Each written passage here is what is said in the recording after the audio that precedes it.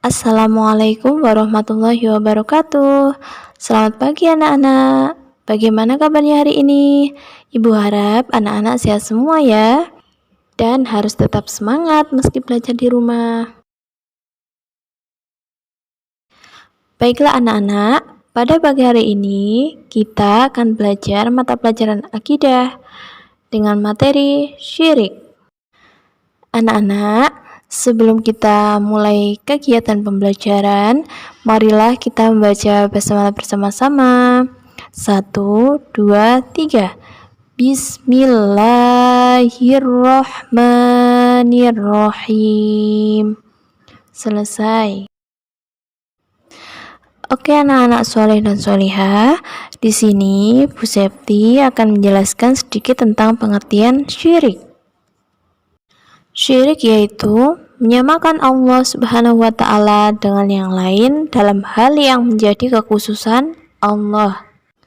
Nah, adapun yang dimaksud kekhususan Allah yaitu dalam hal rububiyah, uluhiyah, dan asma wa sifat. Anak-anak, salah satu contoh perbuatan syirik dalam hal rububiyah yaitu seseorang mempercayai selain Allah ada yang bisa menghidupkan, mematikan, dan menyembuhkan penyakit. Kemudian, contoh perbuatan syirik dalam hal asma wa sifat yaitu seseorang yang meminta atau berdoa kepada selain Allah supaya diberi rezeki. Dan yang terakhir yaitu contoh perbuatan syirik dalam hal uluhiyah yaitu seseorang yang beribadah serta memberikan sesembahan kepada selain Allah. Itu termasuk syirik dalam hal uluhiyah anak-anak. Nah, di sini orang yang melakukan perbuatan syirik disebut dengan musyrik. Sedangkan lawan dari perbuatan syirik adalah tauhid.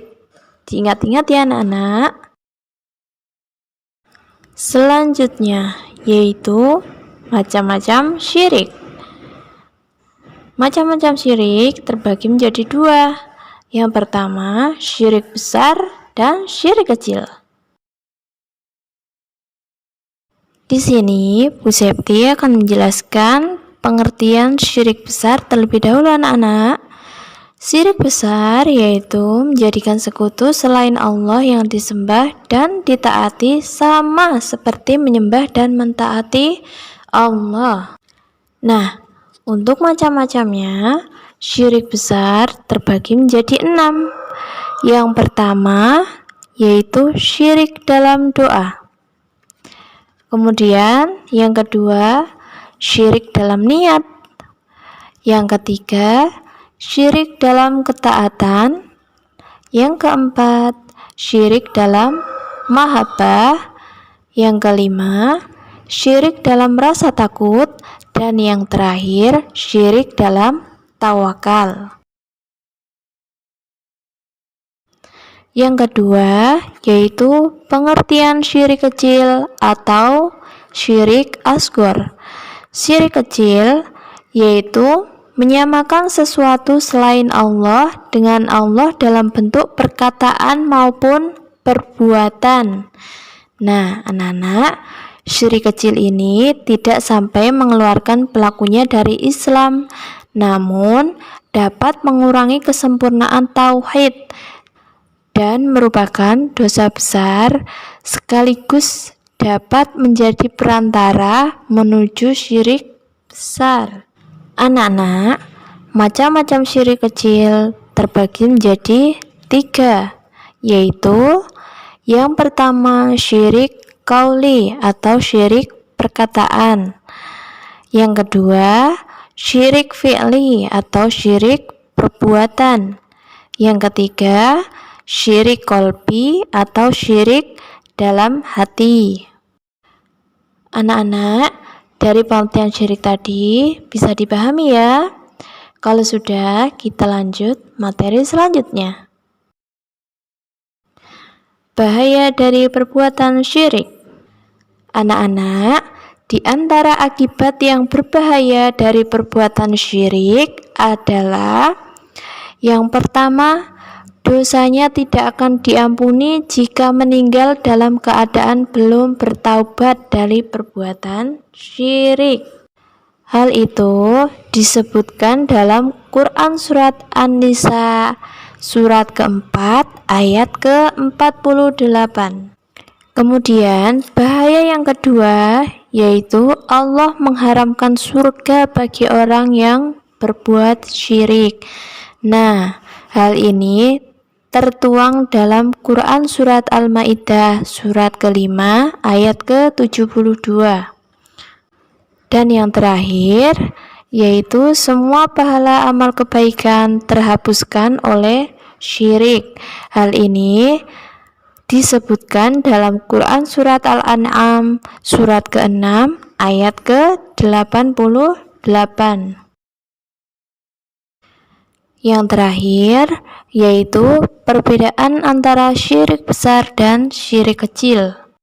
Yang pertama, syirik besar di sini dapat mengeluarkan pelakunya dari Islam. Nah, sedangkan syirik kecil dia tidak sampai mengeluarkan pelakunya dari Islam.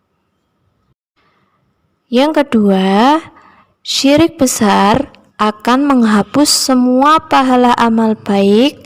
Nah, sedangkan syirik kecil hanya menghapuskan pahala amalan yang dimasuki perbuatan syirik kecil. Kemudian yang ketiga, pelaku syirik besar akan kekal di dalam neraka, sedangkan pelaku syirik kecil disesuaikan dengan kadar kesyirikannya. Jika sudah dibalas di neraka, maka dengan rahmat Allah dia bisa diangkat dari neraka. Selanjutnya materi tentang munafik. Teman-teman semua penasaran gak sih munafik itu apa? Munafik adalah orang yang memiliki sifat nifak. Nifak artinya menampakkan yang baik dan menyembunyikan yang buruk. Nifak ini sangat dibenci oleh Allah Subhanahu wa Ta'ala, sehingga orang yang munafik diancam oleh Allah Subhanahu wa Ta'ala dengan siksaan yang paling pedih, yaitu masuk neraka yang paling dasar.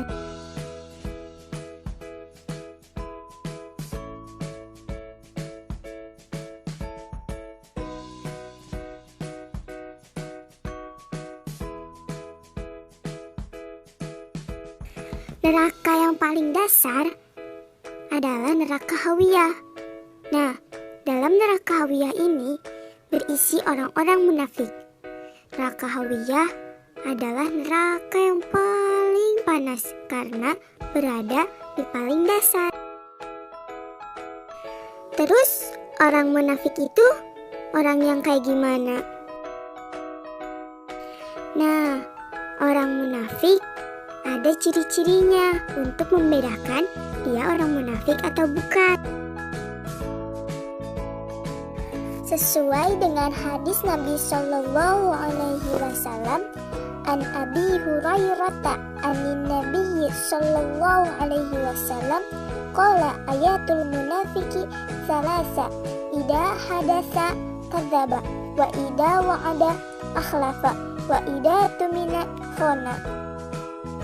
Dari Abu Hurairah bahwa Nabi Shallallahu Alaihi Wasallam bersabda, tanda-tanda orang munafik ada 3. Jika berbicara dia berdusta, jika berjanji dia mengingkari, dan jika diberi amanah dia berkhianat. Hadis riwayat Al-Bukhari. Dari hadis tersebut kita bisa mengetahui bahwa ciri orang munafik yang pertama, jika ia berbicara, ia selalu berdusta.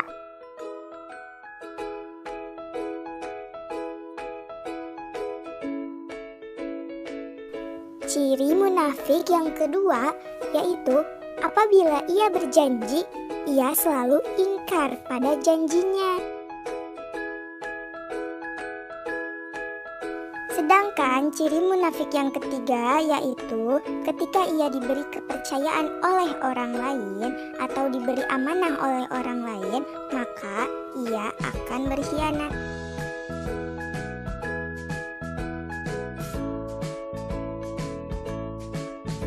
Nah, itu adalah ciri-ciri orang munafik. Ada beberapa dampak yang merugikan bagi dirinya ketika ia menjadi orang yang munafik. Dampak pertama ketika menjadi orang munafik adalah dibenci oleh Allah Subhanahu wa Ta'ala. Nah, dampak yang kedua, tentu saja orang munafik akan berdosa karena ia menyakiti hati orang lain. Dampak yang ketiga, dia tidak disukai oleh teman, keluarga, ataupun orang-orang di sekitarnya. Dampak selanjutnya yaitu dia tidak lagi dipercaya oleh orang-orang di sekitarnya. Ketika ia berbicara, tidak ada lagi yang percaya. Ketika ia berjanji, tidak akan ada lagi yang percaya. Dan dia tidak akan diberi amanah oleh siapapun karena sudah tidak ada lagi yang percaya. Dan dampak yang terakhir adalah dia tidak memiliki teman. Ih, serem banget ya gak punya teman. Teman-teman semua, ada loh caranya agar kita tidak menjadi orang yang munafik. Yang pertama, membiasakan untuk selalu berkata jujur. Karena ketika kita sekali berbohong, maka kita akan melakukan kebohongan-kebohongan yang lain untuk menutupi kebohongan itu. Cara selanjutnya yaitu harus menepati janji. Nah, agar semua janji bisa kita tepati, maka janganlah berjanji ketika senang. Jadi, semua yang kita janjikan sesuai dengan apa yang kita mampu. Cara yang terakhir adalah dengan cara kita selalu menjaga dan menjalankan amanah yang diberikan kepada kita. Kemudian kerjakan tugas berikut ini. Ditulis soalnya di buku tulis lalu dijawab ya. Sekiranya itu saja pembahasan tentang munafik kali ini. Terima kasih dan semoga bermanfaat. Wassalamualaikum warahmatullahi wabarakatuh.